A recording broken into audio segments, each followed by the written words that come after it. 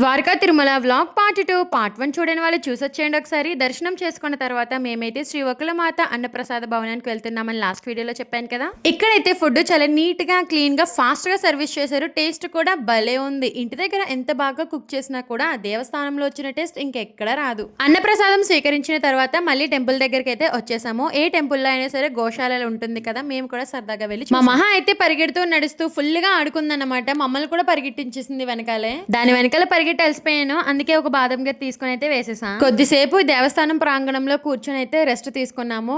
ఇక్కడ మనకి స్వామివారి దశావతారాలు ఉంటాయి. కొద్దిసేపు అలా చూసాము. దాని తర్వాత ఇక్కడ పద్మనాభ స్వామి, శ్రీకృష్ణ తులాభారం ఉంటాయని చెప్పాను కదా లాస్ట్ వీడియో. ఆర్ట్ బాగుంది కదా అని చెప్పి కొన్ని ఫొటోస్ అయితే తీసుకున్నాం ఇక్కడ. తర్వాత టెంపుల్ నుండి అయితే రిటర్న్ అయిపోయాం మేము. స్వామివారిని ఒకసారి చూసి మళ్ళీ మాకు దర్శన భాగ్యం కల్పించి తండ్రి అని కోరుకుని అయితే వచ్చేసాము.